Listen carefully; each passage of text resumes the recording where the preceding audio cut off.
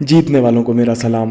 Will power के बारे में सोचते समय सबसे पहला सवाल ये आया कि अगर सच में विल पावर जैसी कोई चीज़ है तो हमारे दिमाग के कौन से हिस्से से पैदा होती है। जैसे आंखें जो देखती हैं उनके विजन सिग्नल्स को कैलकुलेट करने के लिए दिमाग का एक हिस्सा है, क्या उसी तरह दिमाग का कोई हिस्सा विल पावर के लिए जिम्मेदार है? प्रीफ्रंटल कॉर्टेक्स, जिसे हम आगे पीएफसी कहेंगे, हमारे आंखों और माथे के ठीक पीछे होता है।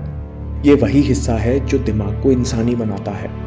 एब्स्ट्रैक्ट व रैशनल थिंकिंग, लैंग्वेज स्किल्स और कॉम्प्लेक्स डिसीजन मेकिंग के लिए जिम्मेदार होता है। स्टैनफोर्ड के न्यूरोबायोलॉजिस्ट रॉबर्ट सपोल्स्की कहते हैं कि पीएफसी का मुख्य काम है हमसे बोरिंग, कठिन, डर लगने वाले लेकिन सबसे ज़रूरी काम करवाना। यानी हम जिस चीज़ पर ध्यान देंगे, मिठाई खाएंगे या सलाद, निर्भर करता है प्रीफ्रंटल कॉर्टेक्स के 3 हिस्सों पर।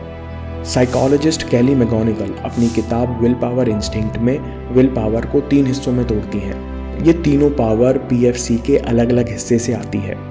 ऊपर लेफ्ट साइड से आई विल पावर, जो कई सारे ऑप्शंस में से एक चुनती है। हो सकता है कि ये ऑप्शंस पूरी तरह सही ना हो। राइट साइड से आती है आई वोंट पावर, जो अगर ये चॉइस सही नहीं है तो रोकती है।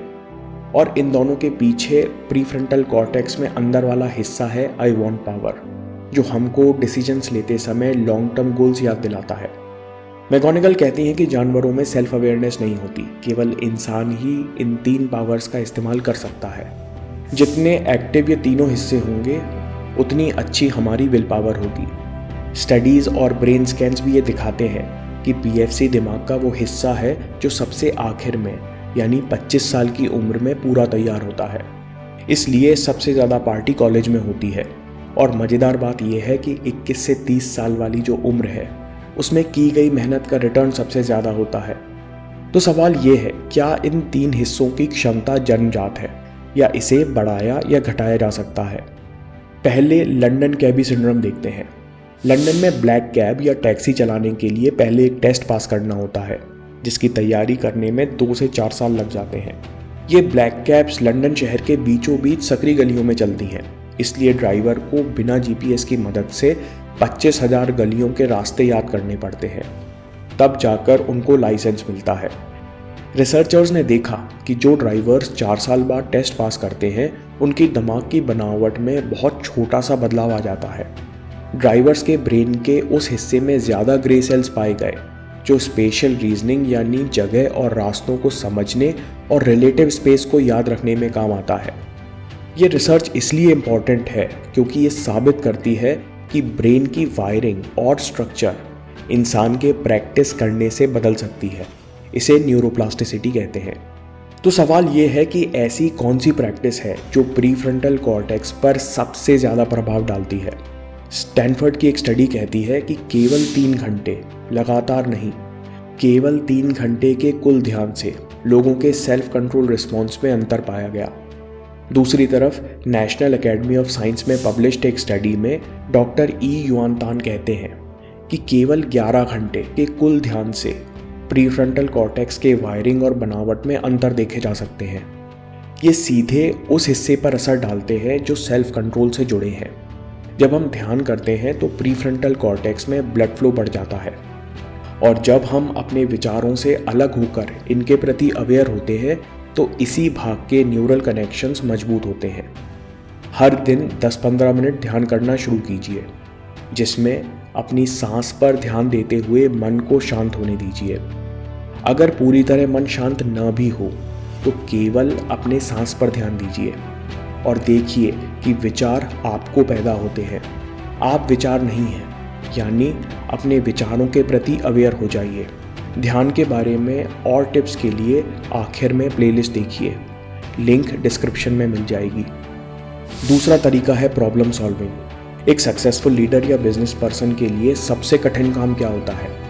एक लीडर को हर दिन आग बुझानी होती है, कोई ना कोई प्रॉब्लम सॉल्व करनी होती है।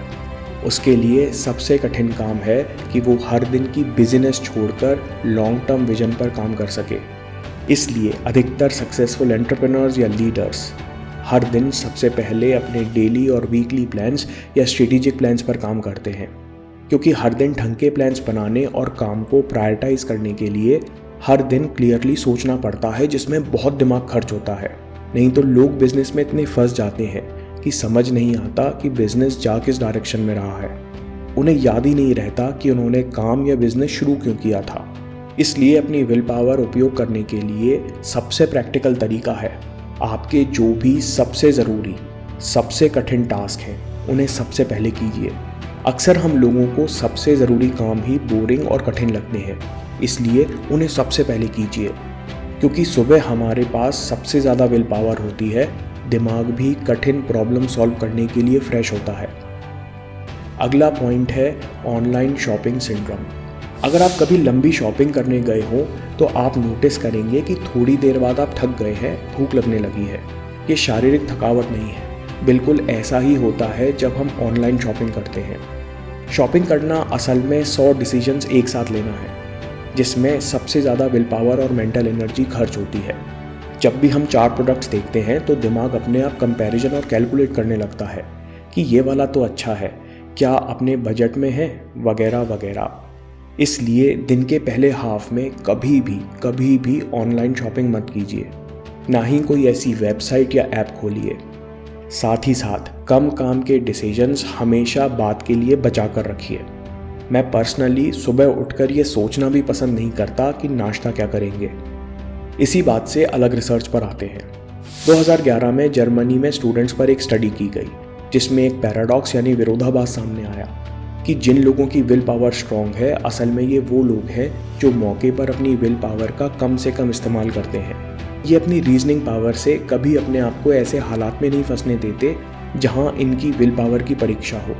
फॉर एग्जाम्पल, अगर ऐसे लोग डाइटिंग कर रहे हैं तो ये लोग जल्दी दोस्तों के साथ रेस्टोरेंट नहीं जाएंगे, क्योंकि उन्हें पता है कि एक बार चले गए तो वहाँ एनवायरनमेंट और दोस्तों के कारण खाने पर कंट्रोल नहीं कर पाएंगे। कॉर्नेल यूनिवर्सिटी की एक स्टडी में लोगों से पूछा गया कि आप दिन में खाने के ऊपर कितने डिसीजन लेते हो। लोगों का जवाब था ऑन एन एवरेज 14 डिसीजंस। असल में हम लोग एक दिन में खाने के ऊपर 227 डिसीजन लेते हैं, और ये 95% डिसीजंस के बारे में हम अवेयर नहीं होते। दूसरी तरफ हम सबको पता है कि हमारी कमज़ोरी क्या है, हम दिन में कहाँ फिसलने वाले हैं। उस कमज़ोरी को विल पावर से नहीं बल्कि रीजनिंग पावर से पहले ही जीत लीजिए। कैसे?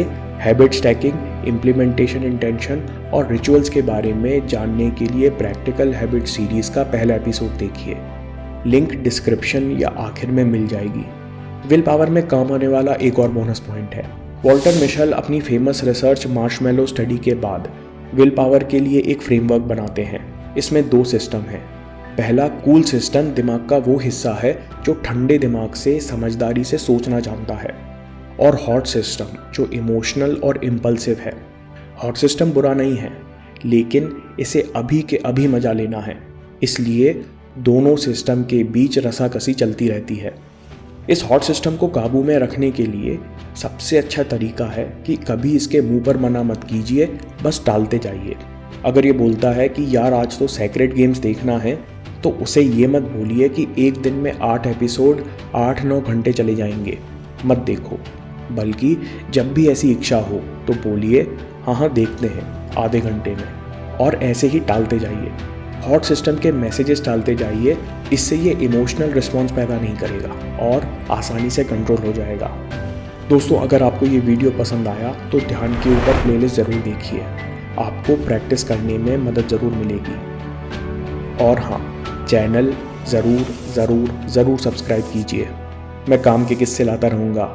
हिम्मत, हरकत, होशियारी, हम जीतेंगे।